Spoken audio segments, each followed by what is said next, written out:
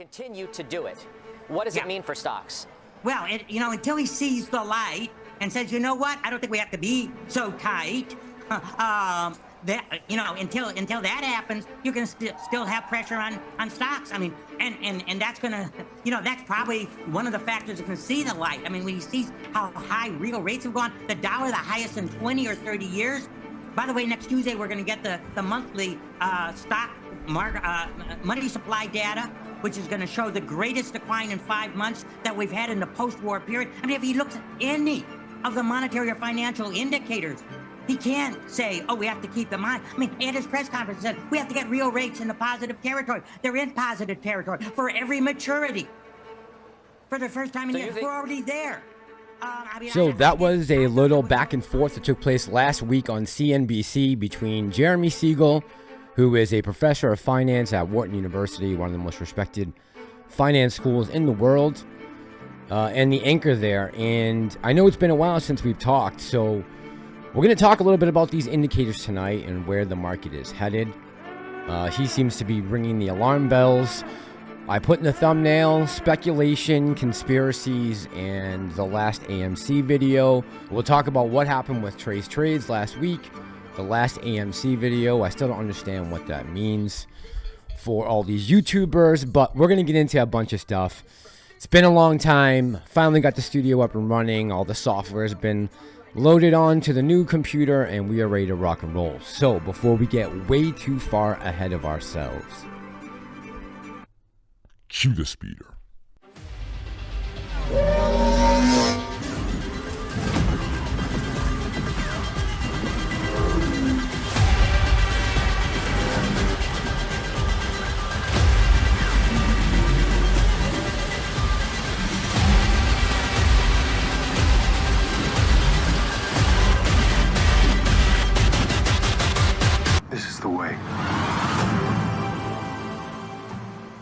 So it's been a while since I've uploaded a video. As you can see, the studio behind me is mostly done.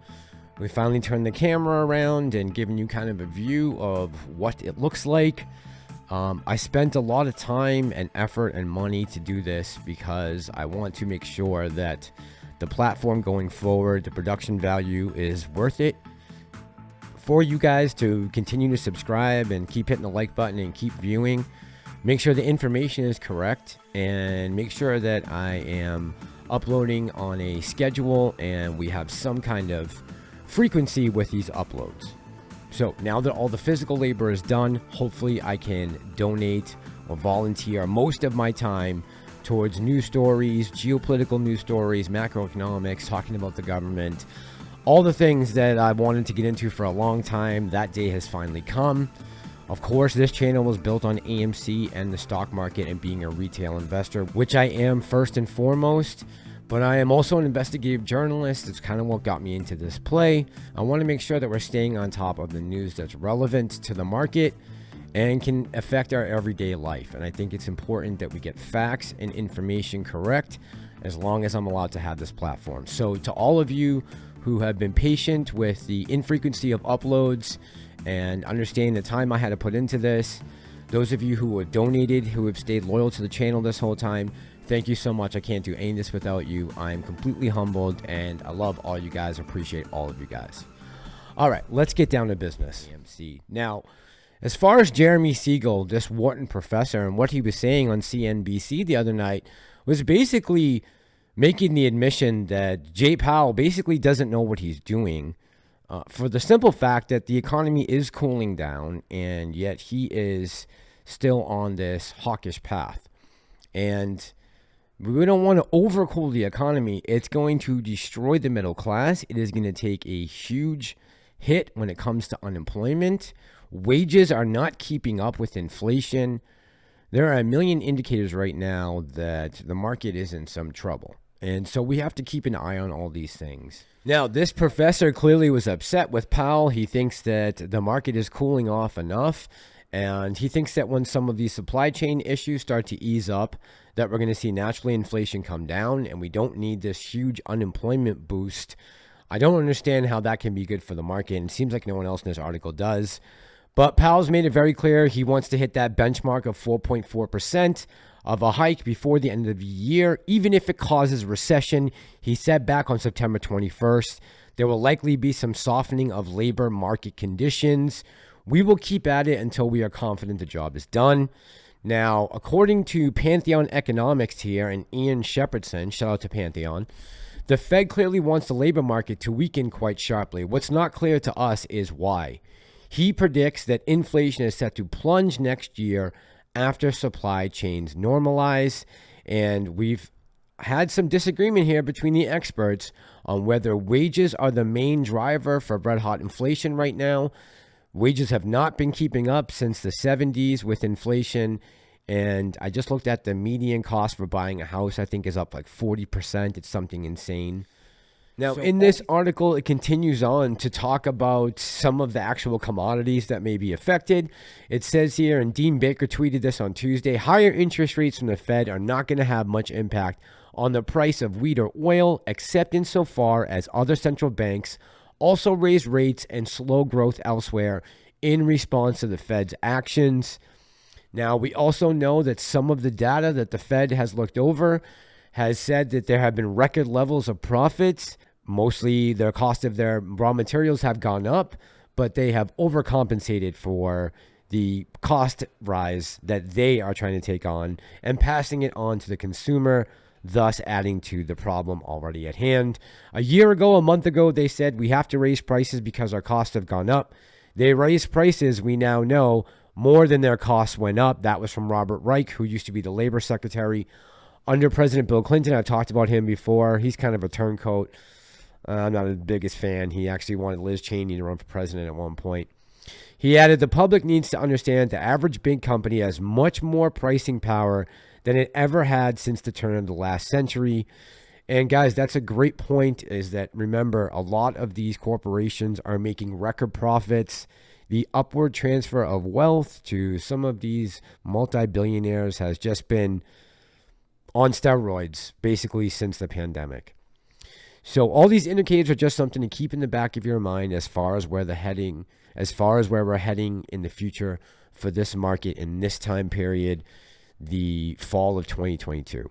All right, now let's talk about some conspiracy theories, Nord Stream and 9/11. All right, so let's talk about the difference between conspiracy theories, speculation, and fact. Let's try and tie it in with AMC, and we'll talk about Trey on the way out. Now, 9/11 has been called a conspiracy since, just a few days after the towers fell. And there are some reasons behind why people say it's a conspiracy. Let's look at two of them real quick. The 9/11 Commission report did deal briefly with the issue of insider trading, so they have an answer to the allegations made that there was substantial insider trading. Insider trading is taking advantage of knowledge that you have privately. It's not public information. It's private information that you have about a forthcoming event, and you engage in some kind of financial transaction which will enable you to profit from that forthcoming event that other people don't know about. For about 1 month, there was reports in mainstream financial press of huge profits being made by foreknowledge of the events. Okay, one of the key statements being made referred to using put options. A put option is in the so-called option markets. Okay, you don't actually purchase a stock, you don't sell a stock or anything like that. You purchase an option to do something with a stock. You purchase the option for a specific period of time to be able to, in the case of a put option, to be able to put the stock for sale at a specified price in the, let's say, the next 6 weeks. For example, and again, I'm putting this on the screen on the right-hand side. It so happens that American stock and United stock had almost the same price, just by accident, before 9/11, namely around $30. If you knew that 9/11 was going to happen on September 3rd, 4th, or whatever, you could go to a financial firm and buy a option to sell United or American stock, let's say $30 anytime until October 20th.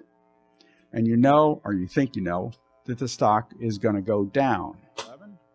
The 9/11 Commission report says it did a careful investigation of what I've just been talking about, namely insider trading in put options on American Airlines and on United Airlines. Okay? And it says for these two stocks before 9/11, we found no evidence of insider trading, in spite of the fact that it seems to be suspicious. These papers are not contested, to the best of my knowledge. Therefore, I accept this econometric research as meritorious, and that's what I'm recommending to the panel. You accept these econometric studies as meritorious. I'm standing here before you as an econometrician, as a scientist, okay? And I'm making a statement about the government failing to follow scientific evidence. But it's not like physical evidence about the World Trade Centers. It's a different kind of evidence. It's evidence about put option trading and that kind of this is evidence. And this is, I'm not speculating on something here. I'm only talking about evidence. So this was something I watched a few weeks back, and he broke it down pretty good as far as speculation compared to facts. He's giving you a few facts about 9/11 and the put options on the airlines, that a catalyst came and somehow all of these banks called it right on the airlines right before the event that would initially take them down, which was the planes slamming into the towers. Now, we can take that and speculate and say that that was conspiracy, that they had insider trading, but he is just giving you the facts, the actual numbers of who traded what on what days and how uncommon was this. You have to come up with your own decision on whether or not you believe it's conspiracy. The same can be said for September 10th, 2001. How many of you remember this? According to some estimates, we cannot track $2.3 trillion in transactions. 2.3 trillion with a T.